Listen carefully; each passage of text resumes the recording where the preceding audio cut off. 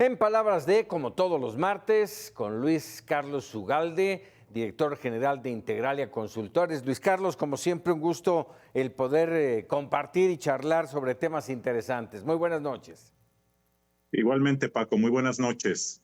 Hoy, esta noche, abrimos el tema de la inseguridad, la violencia, especialmente la violencia política. Vivimos, déjame decirlo así, Luis Carlos, seguramente estarás de acuerdo conmigo, sumidos en esto y ya juega un papel en el proceso electoral.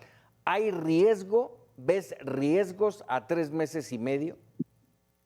Los riesgos ya los estamos padeciendo y los riesgos ya han generado daño, es decir, no es que haya riesgo, ya estamos padeciendo las consecuencias de que la violencia se mete en las campañas. Simplemente ha habido ya personas ejecutadas. Dos, en este momento en todo el país hay decenas o centenas de personas candidatas a regidurías, a alcaldías, quizá a diputaciones locales, que ya han tenido que pactar con el narco, que son representantes del narco y que serán candidatos a estos cargos. El narco, el crimen organizado ya está fondeando algunas campañas, ya está definiendo quiénes ganan, quiénes pierden en diversas zonas del país, sobre todo a nivel local, municipal. No es todo el territorio, no son las ciudades, pero algunas sí, son sobre todo comunidades de tamaño mediano, urbano, populares, comunidades campesinas en donde esto está ocurriendo. Entonces, esto ya es una realidad, Paco. El PRI, el PAN han dicho que no van a presentar candidaturas en algunas regiones de Guerrero, en algunas regiones de Jalisco. Es decir, el daño ya está causado. El problema es que esto va creciendo y creciendo y que este será seguramente el proceso electoral más violento, tanto activamente por el número de muertos como pasivamente por el número del sometimiento de comunidades al crimen organizado. ¿Qué nos va a dejar después del 2 de junio? ¿Qué nos va a dejar esto que hoy estamos platicando? Pues nos va a dejar un país más sometido al crimen organizado a nivel territorial, nos va a dejar más comunidades presas de lo que mandan los criminales, nos va a dejar más comunidades sometidas a la rectoría económica, a la rectoría social, política del crimen organizado, nos va a dejar un país partido en dos, un país en donde hay ciertas regiones prósperas, operando en el mercado de nearshoring, exportadoras, una economía formal con centros comerciales, con buenos salarios, con personas viviendo en la formalidad, y otra economía adyacente, paralela, en otra dimensión, en donde viva a ras de tierra, sometida a la extorsión, vulnerable frente al crimen, con una situación muy difícil en la vida cotidiana. También próspera, por cierto, porque aquí el crimen organizado es muy próspero. Entonces, eso es lo que estamos solidificando, consolidando en México desde hace 15 o 20 años. Eso es la consecuencia de esto, que cada elección, este contrato social, económico, político que se gesta a nivel local, se va renovando y se va perpetuando. Eso es la consecuencia de esta elección en algunas regiones del país. Oye, es un contrato que dice se va renovando y se va ampliando y fortaleciendo en beneficio de unos. Así es, hace 15 años, 10 años probablemente el contrato implicaba: yo voy a nombrar al director de la policía municipal.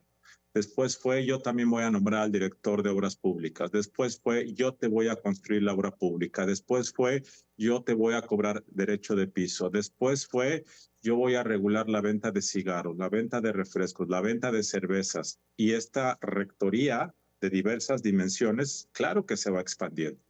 Por supuesto que se va. Y luego, algo que puede estar ocurriendo en algunas localidades cada vez más es que entonces el crimen organizado, que en muchas ocasiones tiene una base social, es legítima.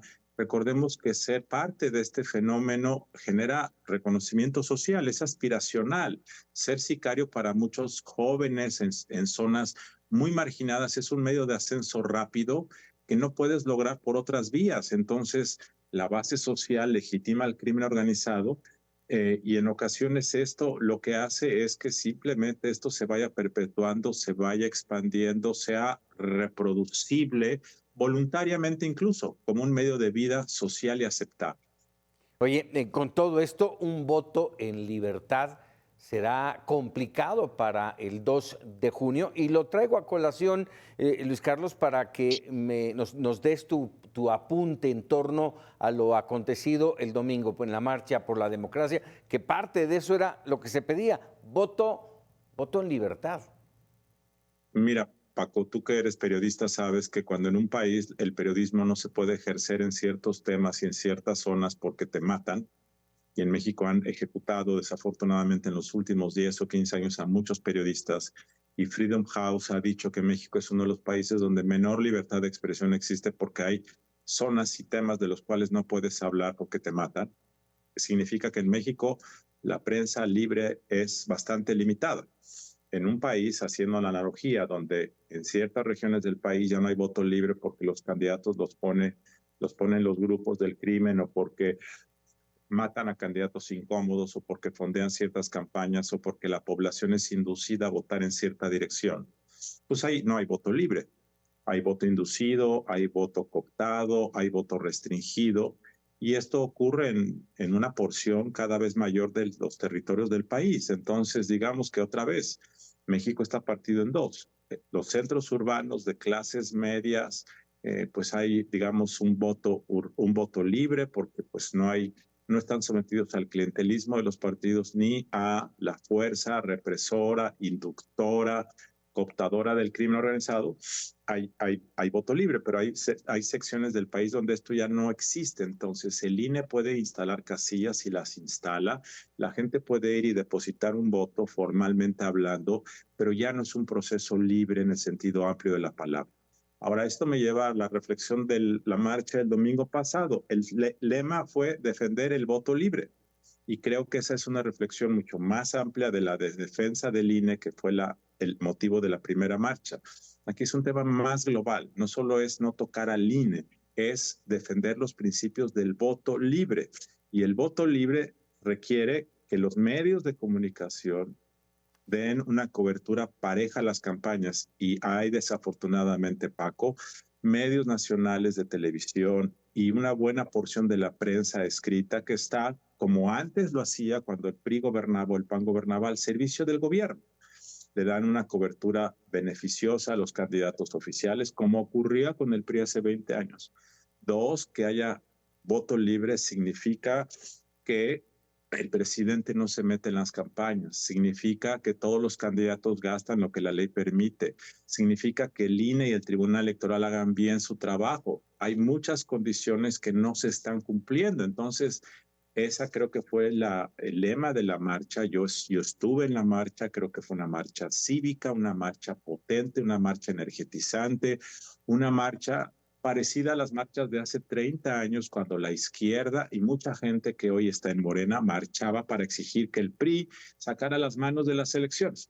Esto otra vez estamos como volviendo al pasado, porque se están repitiendo muchos de estos fenómenos. Terrible, terrible y lamentable situación. Luis Carlos Ugalde, como siempre, agradecido.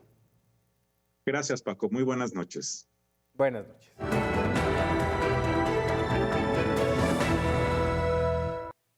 Oiga, para los increíbles, México será el mayor importador